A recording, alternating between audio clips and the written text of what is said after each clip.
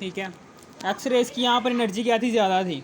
X rays की energy ज़्यादा होने की वजह से ये क्या करेगा, ये इलेक्ट्रॉन सख्त, जितनी ज़्यादा किसी इलेक्ट्रॉन की एनर्जी होती है ना, यानी कि जितनी रेज़, ऐसी रेज़ की जिनकी एनर्जी ज़्यादा होती है, वो आसानी से किसी भी बॉडी को, सख्त बॉडी को आसानी से पार कर सकती हैं, उसमें से आसानी से गुजर सकती हैं। इसी तरीके से एक्स रेज़ की एनर्जी ज़्यादा होने की वजह से क्या करेगी, ये शेल को आराम से पार कर लेंगी। शेल को आराम से पार करने के बाद इस इलेक्ट्रॉन से जाकर टकराएंगी। जैसे ही इस इलेक्ट्रॉन से जाकर टकराएंगी तो इसकी एनर्जी क्या है, ज़्यादा, तो इलेक्ट्रॉन की भी एनर्जी क्या हो जाएगी, ज़्यादा हो जाएगी। तीन पॉसिबिलिटीज़ हो सकती हैं। अगर इस इलेक्ट्रॉन की ज़्यादा एनर्जी हो जाएगी तो फिर ये क्या करेगा, ये हायर शेल से लोअर, ये लोअर शेल से हायर शेल की तरफ जाएगा। तो उस दौरान इसकी वेलोसिटी क्या हो जाएगी, कम हो जाएगी। अगर ऐसा नहीं करता, अगर ये पॉसिबिलिटी नहीं होती, ये इलेक्ट्रॉन अपने ही शेल में रहता है, तो उस दौरान क्या हो जाएगा, ये इलेक्ट्रॉन अपने ही शेल के अंदर बहुत ही ज़्यादा हाई स्पीड के साथ, हाई वेलोसिटी के साथ मूव करना शुरू कर देगा। अगर ऐसा भी नहीं होता तो ये क्या करता है, तो ये लोअर शेल से, तो ये हायर शेल से लोअर शेल की तरफ जाता है। उस दौरान क्या करता है, जैसे ही इस शेल के अंदर आएगा तो इसकी वेलोसिटी क्या हो जाएगी, इस शेल के अंदर बढ़ जाएगी। ये तीसरी वाली पॉसिबिलिटी है, ठीक है ना। अगर एक्स रेज़ किसी भी इलेक्ट्रॉन पर जाकर टकराती हैं तो उसकी पोजीशन हमें पता चल जाती है। कैसे पता चल जाती है, तीन पॉसिबिलिटीज़ से। एक इलेक्ट्रॉन जैसे ही एक्स रेज़ उस इलेक्ट्रॉन से जाकर टकराती हैं कि जिसकी हमने पोजीशन फाइंड आउट करनी है, तो वो इलेक्ट्रॉन क्या करता है, या तो वो इनर शेल से हायर शेल में जाता है और अपनी वेलोसिटी क्या कर लेता है, कम कर देता है। अगर ऐसा नहीं होता, किसी भी शेल के अंदर ट्रांसफ़र नहीं होता वो इलेक्ट्रॉन, तो वो जिस शेल में था उसी शेल में रहकर ही उसी शेल के अंदर बहुत ही हाई स्पीड के साथ मूव करना शुरू कर देता है। अगर ये भी नहीं करता तो वो क्या करता है, इलेक्ट्रॉन हायर शेल से लोअर शेल में जाता है और उस लोअर शेल के अंदर हाई स्पीड के साथ, हाई वेलोसिटी के साथ मूव करना शुरू कर देता है। बार बार वेलोसिटी की बात क्यों कर रहा हूँ, हमें पोजीशन तो पता चल गई है लेकिन मोमेंटम चेंज हो गया। ये देखिए, वेलोसिटी हमें पता है कि P होता है mv, ठीक है ना। वेलोसिटी क्या हो गई है, चेंज हो गई है, यानी कि वेलोसिटी कम भी हो सकती है, ज़्यादा भी हो सकती है, जिससे हमारा मोमेंटम क्या हो जाता है, चेंज हो जाता है। हमें इस इलेक्ट्रॉन की पोजीशन फाइंड आउट कर ली है। इस इलेक्ट्रॉन जहाँ कहीं भी जाएगा ये इलेक्ट्रॉन, ठीक है ना, इलेक्ट्रॉन माइक्रोस्कोप हमें डिटेक्ट करके डिटेक्ट कर लेगी इस इलेक्ट्रॉन को। जिधर जिस मर्जी शेल के अंदर ये इलेक्ट्रॉन ट्रांसफ़र होगा या उसी शेल में ही रहेगा, इलेक्ट्रॉन माइक्रोस्कोप हमें बता देगी कि इलेक्ट्रॉन यहाँ पर है।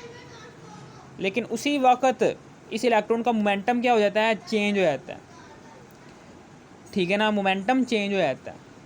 इसलिए हम पोजीशन फाइंड आउट कर सकते हैं, किसी भी इलेक्ट्रॉन की पोजीशन फाइंड आउट कर सकते हैं एक्स रेज़ के थ्रू। लेकिन एक्स रेज़ डालने की वजह से उस इलेक्ट्रॉन का मोमेंटम चेंज हो जाता है। तो उसी वक्त एट दैट टाइम हम मोमेंटम, चूँकि चेंज हो गया, हम मोमेंटम नहीं फाइंड आउट कर सकते इस इलेक्ट्रॉन का, ठीक है ना। समझ आ गई आपको, ये था। मोमेंटम फाइंड आउट करना हो तो हम क्या करेंगे, हम इन एक्स रेज़ को, ठीक है ना, मोमेंटम चेंज हो गया, हमने पोजीशन फाइंड आउट कर लिया इस इलेक्ट्रॉन की, लेकिन मोमेंटम चेंज हो गया। इसी तरीके से अगर मोमेंटम फाइंड आउट करना हो, अगर क्या फाइंड आउट करना हो, मोमेंटम, अगर आपने मोमेंटम फाइंड आउट करना हो एटम के अंदर इलेक्ट्रॉन का, तो तब आप क्या करेंगे, तो तब आप ये करेंगे, ये देखें,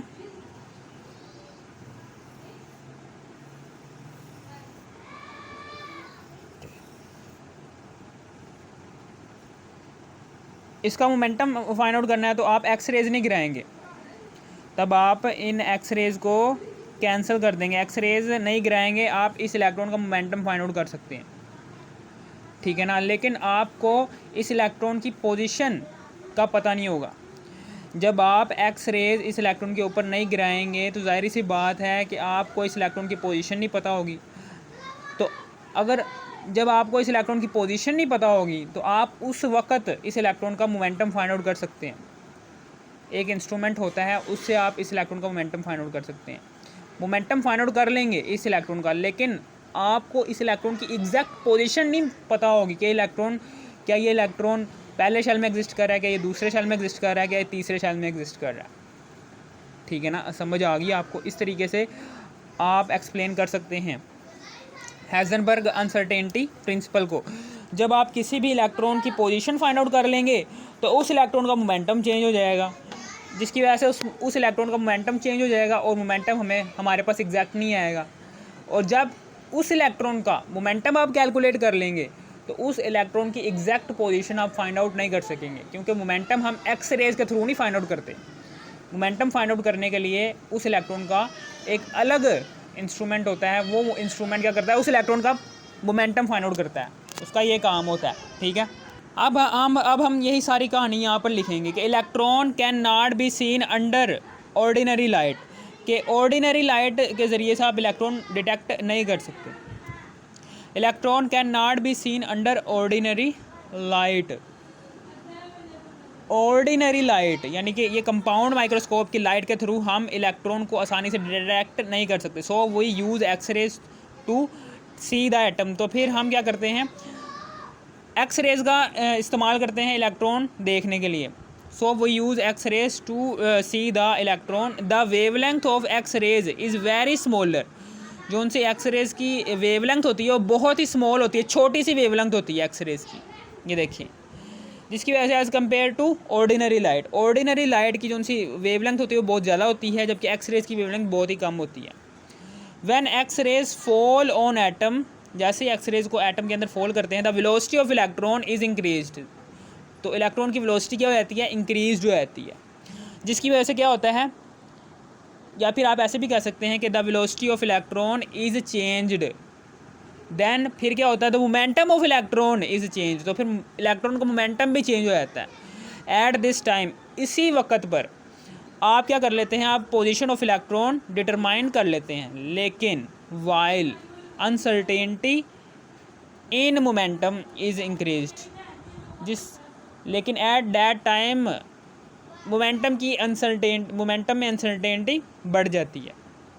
वही वाली कहानी है कि एक्स रेज आपने इलेक्ट्रॉन के ऊपर गिराई, इलेक्ट्रॉन की वेलोसिटी हो गई चेंज, जिसकी वजह से उस इलेक्ट्रॉन का मोमेंटम भी हो गया चेंज। आपने उस इलेक्ट्रॉन की पोजीशन फाइंड आउट कर ली थ्रू एक्स रेज, लेकिन मोमेंटम चेंज होने की वजह से उस इलेक्ट्रॉन का एग्जैक्ट मोमेंटम आपके पास नहीं आएगा।